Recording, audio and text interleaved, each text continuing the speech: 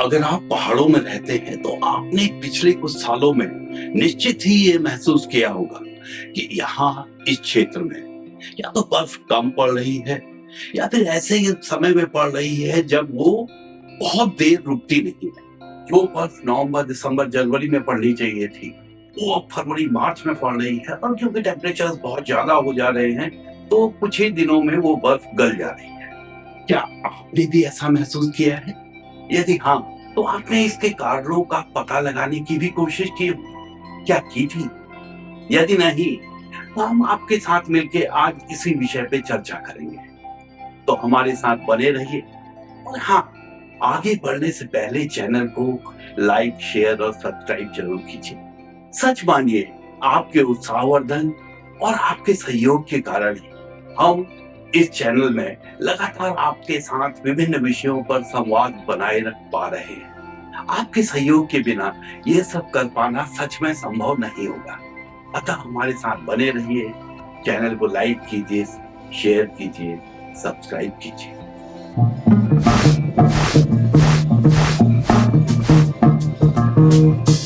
पिछले दिनों मेरी तरह आपने और कई लोगों ने सोशल मीडिया पे, अखबार में यहाँ ओम पर्वत की एक फोटो देखी होगी जिसमें कि पूरा का पूरा ओम पर्वत बर्फ विहीन दिखाई दे रहा है।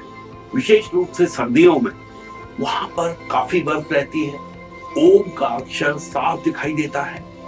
परंतु इस साल हाँ, बर्फ नहीं थी।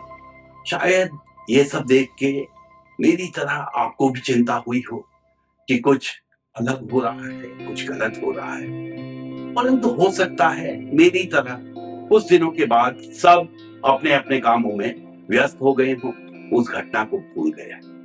परंतु ये घटना बर्फ कम है या बर्फ नहीं है, ये अकेले ओम पर्वत का केस नहीं है। अगर आप पहाड़ में रहते हैं, आपके घर के सामने जो पहाड़ियां कुछ साल पहले तक जाड़ों में बर्फ से लटकत रहती थी, वो इस साल बर्फ विहीन है।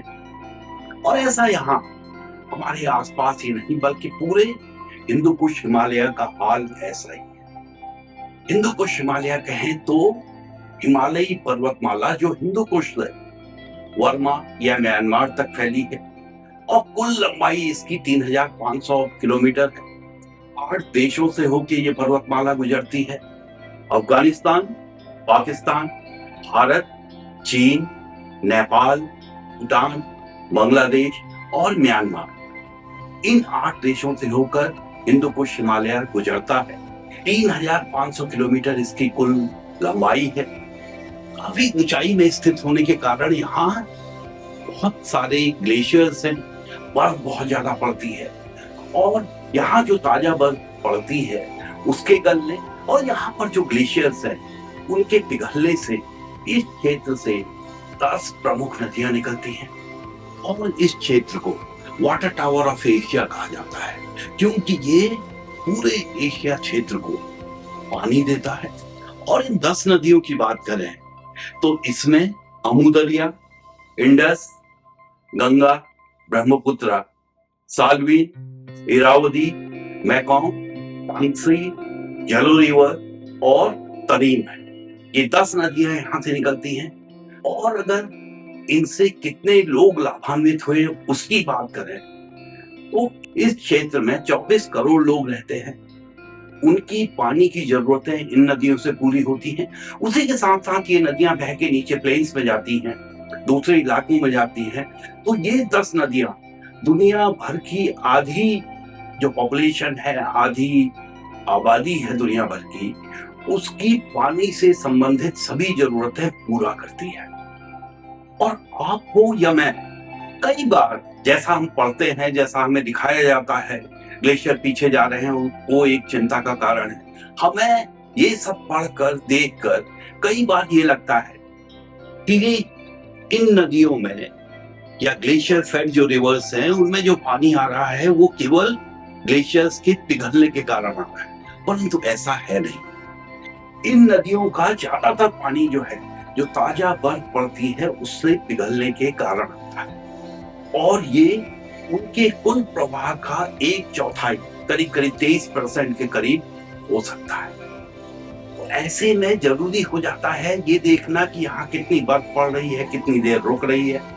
बर्फ समय पे पड़ेगी, ज्यादा देर तक रहेगी तो धीरे धीरे गलेगी, लगातार पानी देती रहेगी। इसे वैज्ञानिक जो है स्नो परसिस्टेंस टाइम बोलते हैं, कि fraction of the time for which snow stage on ground. वो समयावधि जितनी देर तक ताजा पड़ी हुई बर्फ पृथ्वी की सतह पर रहती है उसे स्नो परसिस्टेंस टाइम बोल रहे हैं। और पृथ्वी की सतह पर स्नो तभी ज्यादा देर तक रहेगी जब वो समय पे पड़ेगी। अगर नवंबर दिसंबर में पड़ जाती है तो वो बर्फ मार्च तक रहेगी।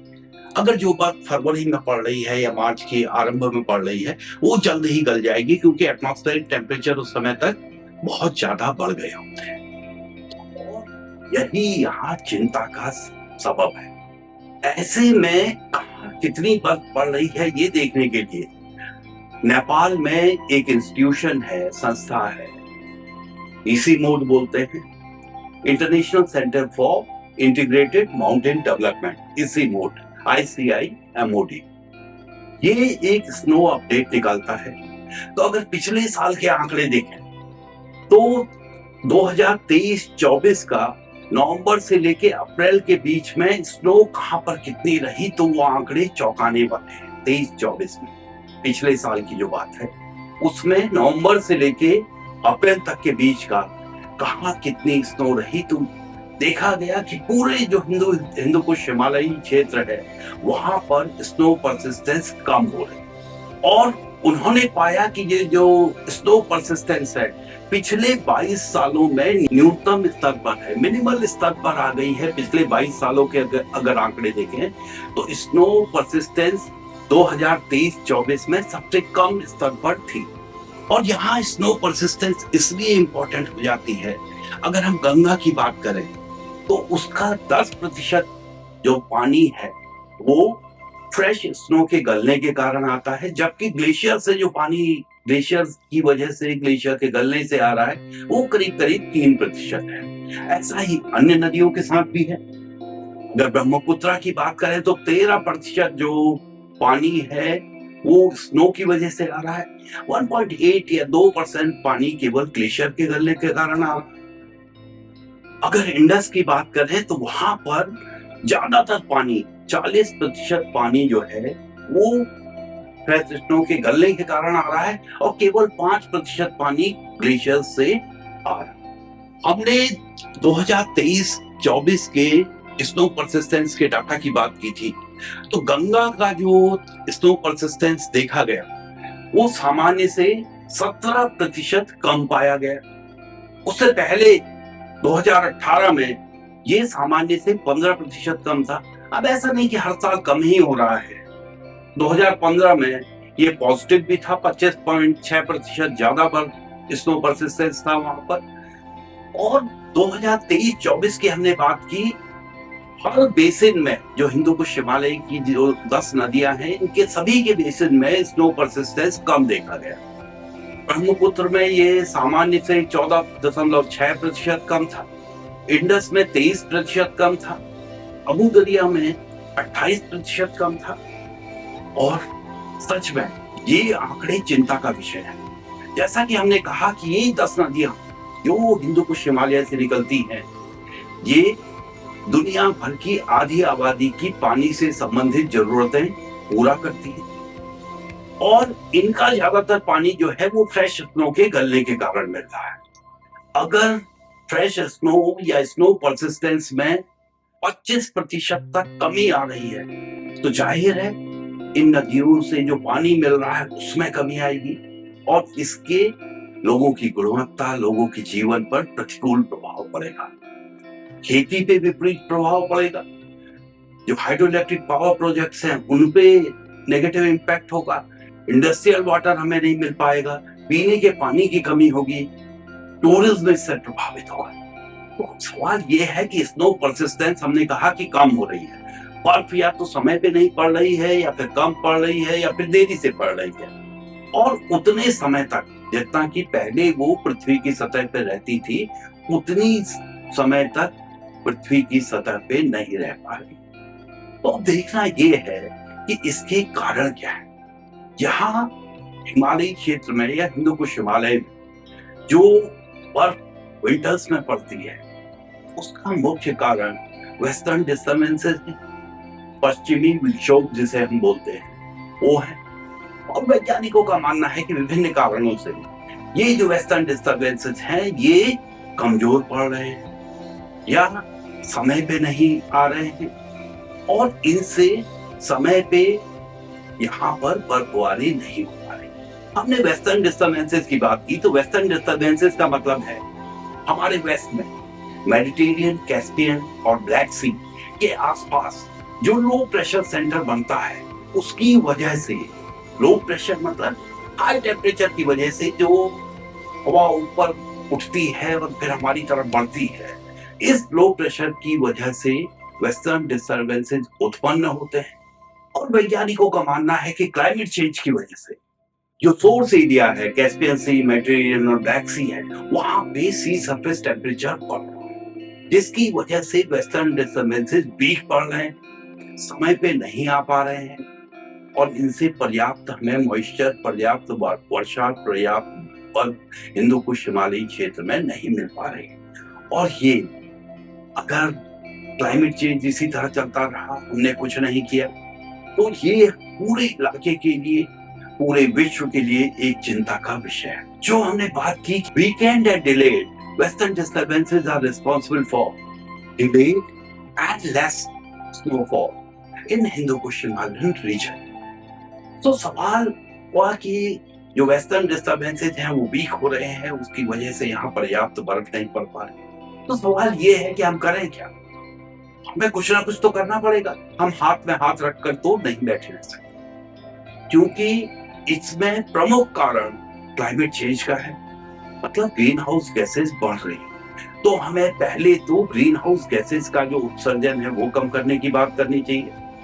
हम जो ग्रीन फ्यूल है उसकी तरफ जाएं, सोलर एनर्जी को यूज करें।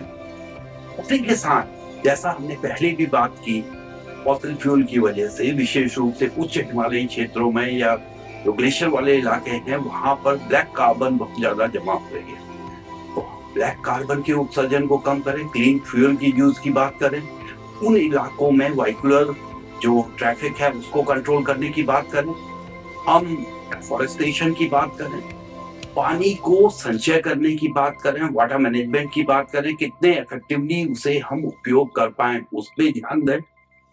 उसी के साथ साथ हम अर्ली वार्निंग की बात करें, अगर कहीं पे पानी की कमी हो रही है या बरसात नहीं हो रही है तो हमें पहले से पता हो, हम ऐसे उपकरण लगाएं कि हमें पहले से अंदाज हो जाए कि कितनी बर्फ है, कितना पानी हमारे पास अवेलेबल है, कितनी कमी हो सकती है, तो हम उसी हिसाब से वाटर मैनेजमेंट करें। हम पॉल्यूशन रिड्यूस करें, हम पॉल्यूशन को कम करने की बात करें, इन्वायरमेंटल कंजर्वेशन की बात करें, पर्यावरण सुरक्षा की बात करें, अपना जो वाटर इंफ्रास्ट्रक्चर है उसको बेहतर करने की कोशिश करें, उसको इम्प्रूव करने की कोशिश करें। हमारी जो विकास की योजनाएं हैं, डेवलपमेंटल पैराडाइम है, उसको दोबारा से रिव्यू करें, उसको चेंज करें, उसको ज्यादा इन्वायरमेंटल फ्रेंडली बनाएं। तो यहाँ हमने बात शुरू की थी कि ओम पर्वत पे इस साल बर्फ कम थी, ओम पर्वत लगभग बर्फ विहीन था। तो ये पूरे विश्व के लिए चिंता की बात है और इस पर ध्यान देने की जरूरत है। तो आप अपनी तरफ से जो आपका सहयोग हो सकता है, उत्सर्जन कम करने में सहयोग दे सकते हैं, बिजली की खपत कम कीजिए, जो आप गाड़ियां चला रहे हैं वो क्लीनर फ्यूल पे जाइए, अगर पेट्रोल की है तो सीएनजी पे जाइए, सीएनजी की है तो बिजली से चलने वाला वाहन चलाएं, वाहन को कम चलाएं, जहां पैदल चल सकते हैं वहां पैदल चलें। अब गर्मी आ रही है, एसी का कम से कम यूज करें, रेफ्रिजरेटर का सीमित उपयोग करें, सोलर पैसिव टेक्निक्स का उपयोग करें, कैसे प्राकृतिक रूप से घर को ठंडा रखा जाए उसकी बात करें, रेफ्रिजरेटर, कूलेंट्स और दूसरी चीजें कम यूज करें और उत्सर्जन को कम करें। लोगों में जागरूकता लाएं, अपने पास पड़ोस में लोगों को बताएं कि किस तरह की सिचुएशन है, क्या परेशानियां हो सकती हैं, और ऐसा करके आप निश्चित ही इस गोल की प्राप्ति में, इस लक्ष्य की प्राप्ति में अपना सहयोग दे सकते हैं। और अगर आपको इस चैनल में की जा रही बातें, यहाँ बताई गई की जा रही चर्चा अच्छी लग रही है, इससे कुछ फ़ायदा हो रहा है, कुछ जानने को मिल रहा है, तो हमारे साथ बने रहिए। चैनल को लाइक, शेयर और सब्सक्राइब ज़रूर करें। धन्यवाद, देखते रहिए। नमस्कार।